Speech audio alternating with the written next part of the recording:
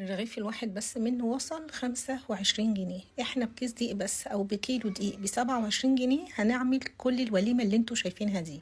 خبز التميس او الخبز الافغاني بطريقة سهلة جدا، مكونات كمان اقتصادية جدا، الطعم طبق الاصل للخبز الجاهز. واللي ما دقهوش قبل كده او حتى جربه فعايزة اقولك ان طعم الخبز ده حاجة كده خيالية، ينفع مع اي حاجة، مع طبيخ هيمشي معاكي، حشوات جبنة هيمشي، حلاوة، مربى، كوباية شاي بحليب، حرفيا طعمه بناكله كده حاف. يعني لما بنروح المطعم نطلبه مع اي اكل احنا جايبينه بناكله قبل الاكل اصلا. فيلا كده سريعا نقول بسم الله ونبدأ مع بعض، خليكم معايا. السلام عليكم. يلا كده سريعا مع بعض. في بولة هنزل بكوباية من المية الدافية، كيس من الخميرة الفورية ما يعادل معلقة وربع كبيرة. هنزل كمان ب3 معالق كبار من السكر، 3 معالق كبار من الحليب البودر، ممكن تشيلي الحليب البودر وتعوضي المية بحليب سائل.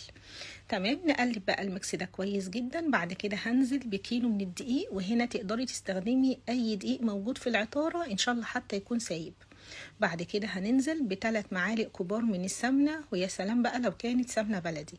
وبعد كده هنبدأ نبس بقى السمنة دي مع الدقيق كويس جدا. عايزة الدقيق عندي يتشرب كل ذرة في السمنة اللي احنا حطيناها دي. بعد ما خلصنا بس بقى هنبدأ نحط معلقة صغيرة من الملح، وهننزل كمان تاني بكوباية ونص من المية الدافية، ونبدأ بقى نلم العجينة بتاعتنا كويس جدا. وبعد كده هناخدها على الرخام. هبدأ كده ألم فيها لحد ما تبقى كورة كده تحت ايديا ما فيهاش اي دقيق جاف خالص. جنبي كمان نص كوباية من المية الدافية هنزل بيها شوية بشوية، او معلقة بمعلقة، معلقة كبيرة بمعلقة كبيرة. يبقى كده المواد السائلة اخدت معانا بالظبط كيلو الدقيق 3 كوبايات من المية الدافية. هبدأ بقى زي ما احنا متعودين معلقة بمعلقة. اول العجينة ما تشرب المية اللي انت حطيتيها بتبدأي تنزلي شوية كمان. في الاخير بتكون معاكي العجينة اللهم بارك طرية جدا ناعمة جدا، ما بتلزقش تماما في الايدين. كده خلاص احنا هنكون ما شاء الله خلصناها وبقت معانا بالقوام اللي انتوا شايفينه ده. خبطي بقى كده وانتي بتشتغلي في العجين، هيطلع معاكي تحفة جدا وليه عرق رهيب. شايفين ما بتلزقش تماما في الايدين. كده خلاص هبدأ ان انا اكورها. هنجيب بقى البولة بتاعتي ادي هنا دهنة سمنة كده بسيطة علشان العجينة ما تلزقش. هنحط برضو كده العجينة وبرضو ندهنها كده من فوق ونغطيها لحد ما يتضاعف حجمها. وكده اللهم بارك. عايزه اقول لكم كانت فيها كميه هوا غير عاديه. كده بيقولك ان العجينه اتعجنت كويس جدا. نجيب بقى السيجان بتاعتنا والصواني ونبدا ندهنها برضو بالسمنه. عندي كده الثلاث مقاسات بتوع صواني البسبوسه، انا دهنتهم كلهم. هعمل كده 3 ارغفه كبار، بالنظر كده بحجم الكوره، حجم البرتقانية كده. تمام، يعني كل صينيه لو الكبيره هتكبري حته العجينه شويه، صغيره بتصغريها وهكذا. بعد ما حطيت العجينه كده هركنها على جنب. هنا بقى في الصاج هعمل حجم وسط، هعمل هنا 4 بس، وده هيكون في حجم رغيف العيش بتاعنا العادي بالظبط. لو لقيتي شكل العجينة زي ما انت شفتي كده مش حلو شوية، ارجعي تاني اعملي العجينة بين ايديكي هتطرى تبقى حلوة جدا. هنا بقى هعملها ارغف صغيرة علشان الولاد ياخدوها معاهم المدرسة لان هم بيحبوها جدا. بعد ما خلصت كل تشكيل الكمية او البركة اللي قدامي ما شاء الله، هبدأ بقى باول صينية انا حطيت فيها كرة العجين. هدهن ايدي دهنة سمنة بسيطة وابدأ افرد العجين. طبعا هي بتلم وانت بتفردي ولا كأنك شايفاها، كده كده لسه هنريحها تاني مرة. بعد كده هفرد بقى كل الكمية بالشكل ده، بفردها لحد ما تملى معايا الصينية. كده خلاص عملت ال3 صواني، هركنهم بقى على جنب. هجيب كمان السجون وبرضه هفردهم بالشكل ده.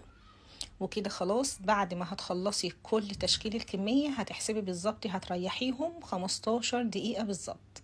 اول ما يعدي مثلا 10 دقايق هتبدأي تسخني الفرن بتاعك على اعلى درجة حرارة.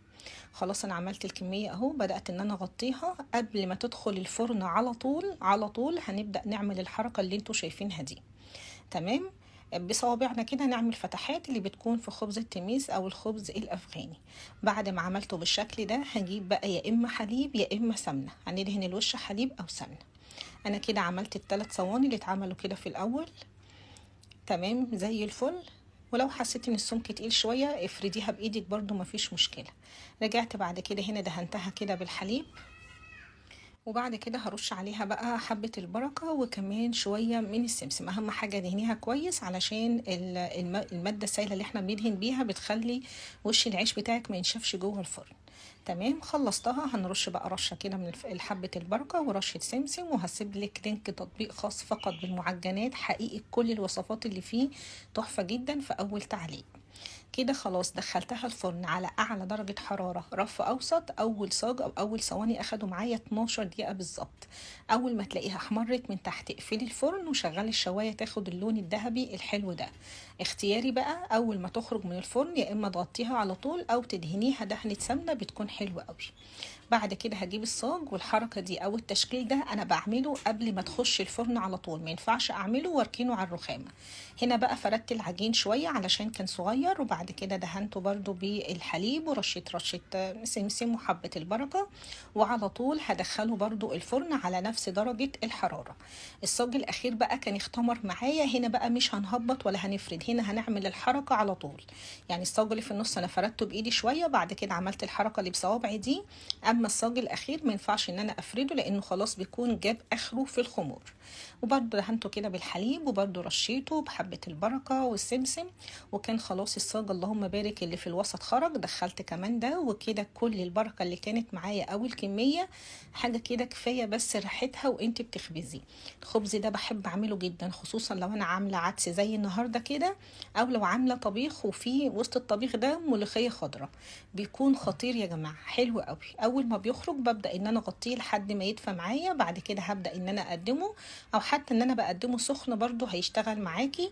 ده بقى اللي مجربهوش قبل كده زي ما قلتلك في اول الفيديو، ينفع ان انا افتحه احشيه زي السندوتشات وبيكون طعمه خطير حقيقي لانه بيكون دسم جدا. ينفع مع اي نوع طبيخ انت عاملاه، مع جبنة، مع مربى، كوباية شاي بحليب، كوباية شاي، وبيكون حاجة كده مش محتاجة اي حاجة جنبه تاني. ودي الارغف الكبيره اللي احنا عملناها اللهم بارك، وده من كيلو دقيق. تخيلوا ان الرغيف الواحد بس بيتباع ب25 جنيه، احنا من كيلو اللهم بارك عملنا وليمه زي ما انت شايفه. دي بقى الصغيره، انا عملتها صغيره كده علشان الولاد. بصوا ممكن نفتحها زي ما قلتلك من جوه، طعمها رهيب وريحتها حلوه قوي. ودي اللي في حجم رغيف العيش بتاعنا بالظبط اهو، كمان لو حابين ان احنا نفتحه. اما الكبير ده انا بططته خالص على قد ما قدرت علشان ده زوجي بيحبه كده ياكله مع العدس والملوخيه وزي ما قلت لكم. تمام، وبيكون حوافه مقرمشه كده سنه. اتمنى حقيقي تجربوه، وهستنى رايكم في التعليقات. الفيديو خلص، مع السلامه.